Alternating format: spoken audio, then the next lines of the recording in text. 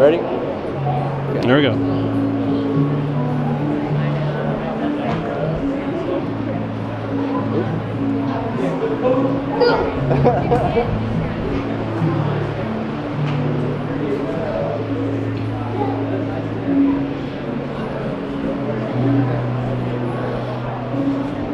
You need to set this in the chair whenever you get up.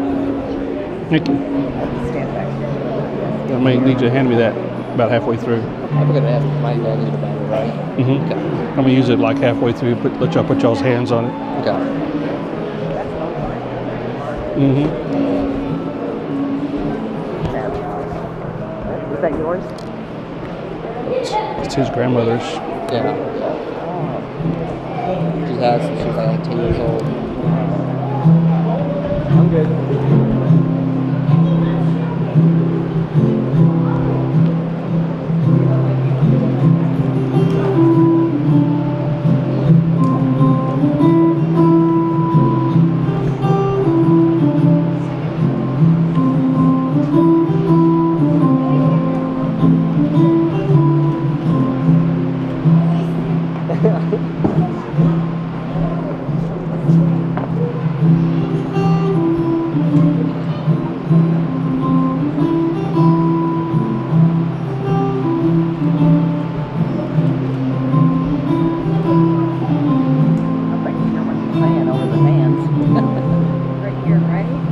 Yeah, the rain's good.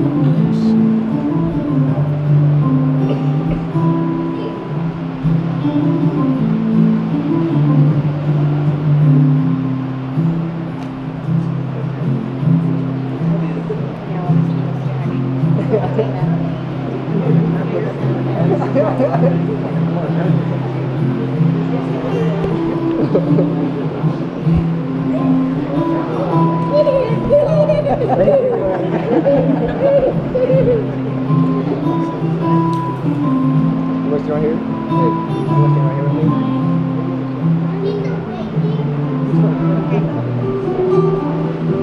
Everyone please rise.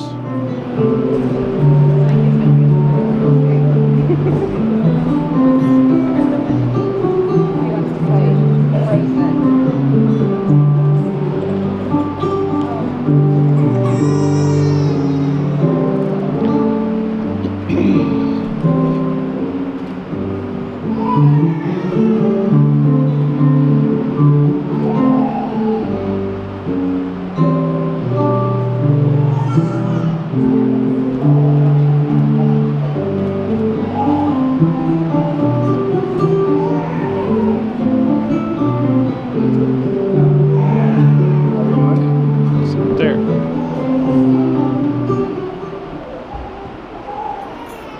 Everybody please be seated.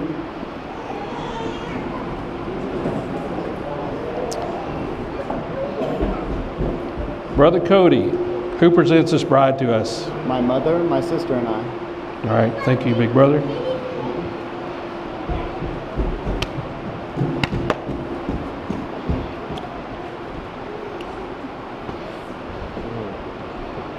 Y'all ready?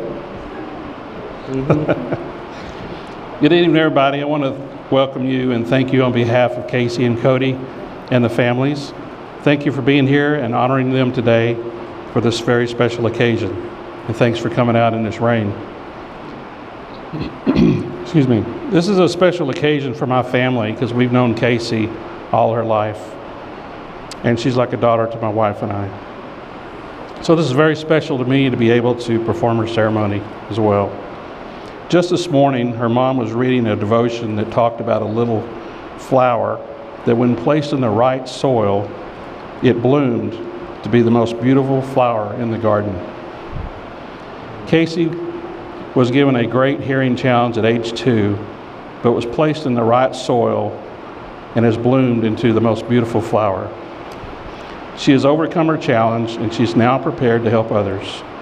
If she had not accepted this challenge that led to a sign language class, she may not have met Cody.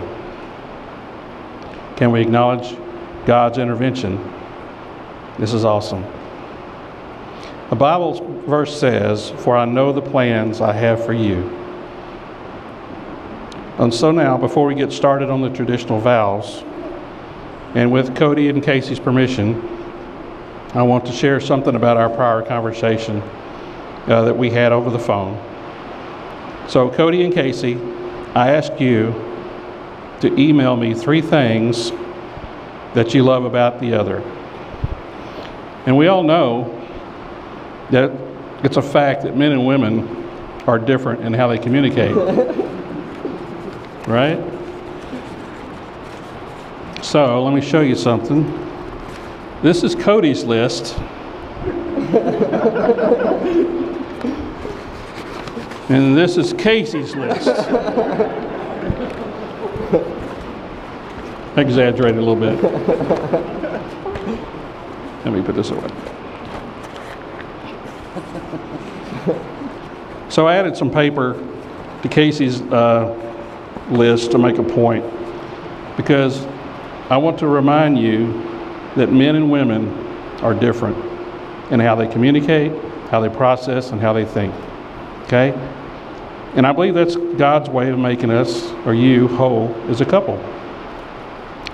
You've all heard the saying, opposites attract. Well, one of you will probably be hot when the other is cold. One of you will probably be up early, and the other will probably sleep in or be a night owl. One of you will fold the towels one way and one the other way. One of you will load the dishwasher one way and one the other way. So, because there will be many times of joy and times of challenges, I want to challenge you today. You're pledging today that no matter what happens, you stand firm on your commitment to each other and to God, who ordains your marriage. So don't let the little things drive you apart. It does not matter if the towels are folded a certain way or the dishwasher is loaded a certain way. What matters at the end of the day is that you spend time with each other and communicate your ups and downs. And Cody, speaking of ups and downs, the toilet seat goes down. Okay? Take it from me. I've been doing this 40 years. I still ain't got it right. So, okay?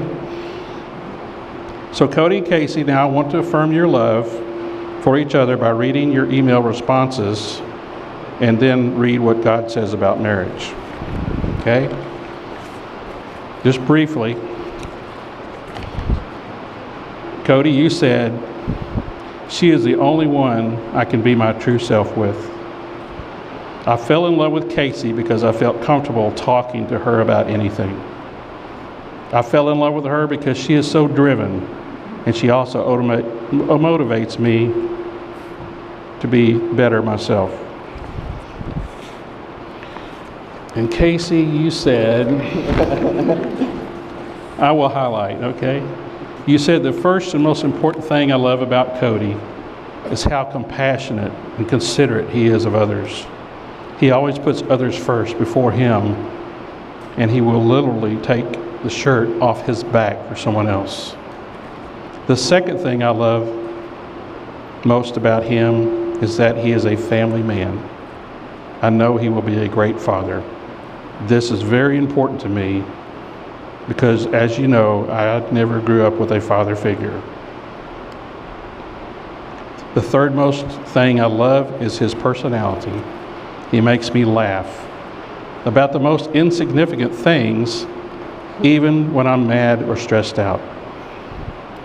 I also love how laid back he is, that when I get on my crazy, he can kind of dial me down. Okay?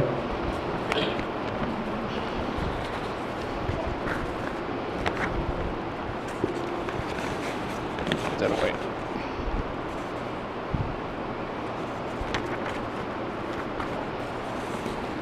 So, I want you to always try to remember what you said, what you love about each other that led to today.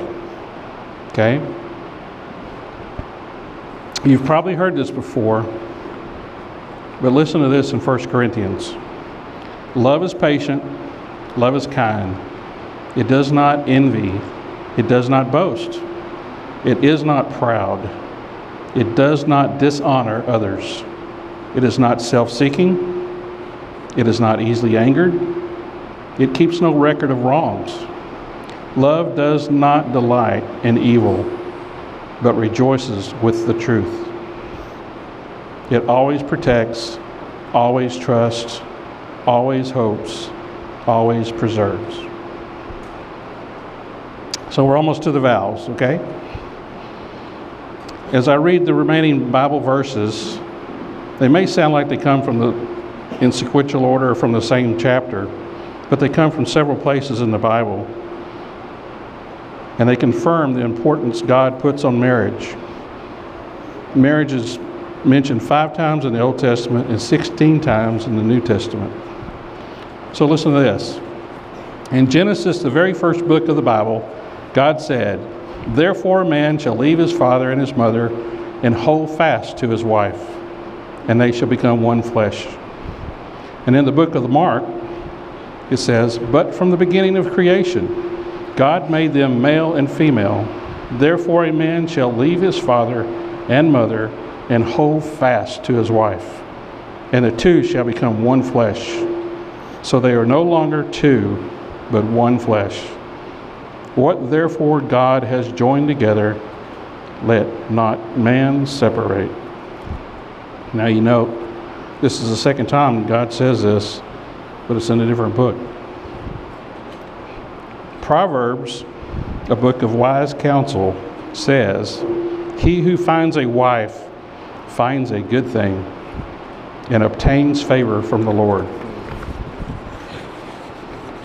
In Hebrews, as God has instructed us to live, he says, "Let marriage be held in honor among all, and let the marriage bed be pure, for God will judge the sexually immoral and adulterous."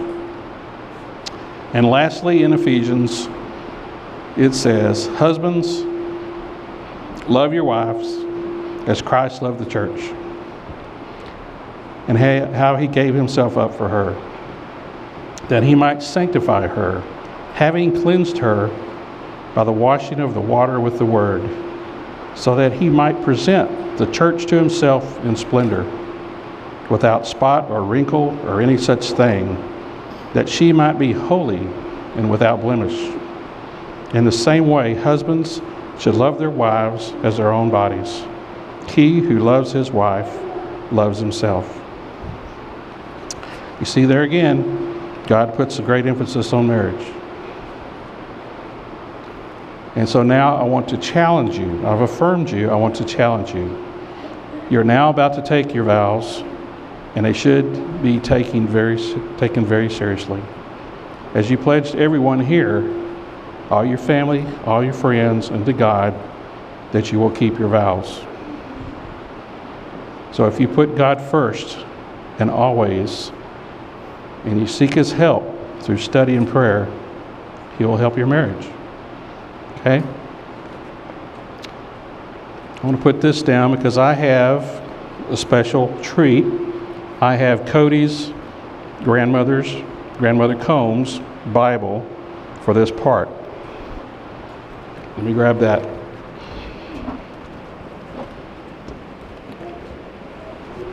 This is a family Bible of Cody's grandmother.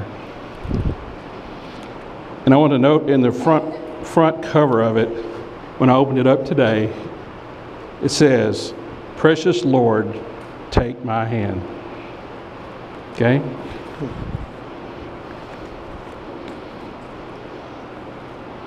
So, let me get this here.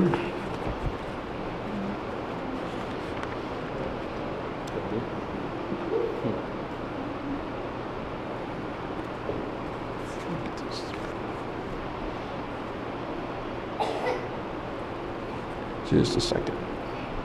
Let's see what I got over here.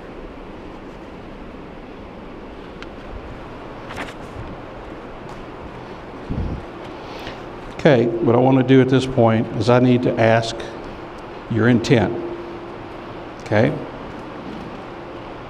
So first, Cody, will you have Casey to be your wife, to live with her, respect her, and love her as God intends, with the promise of faithfulness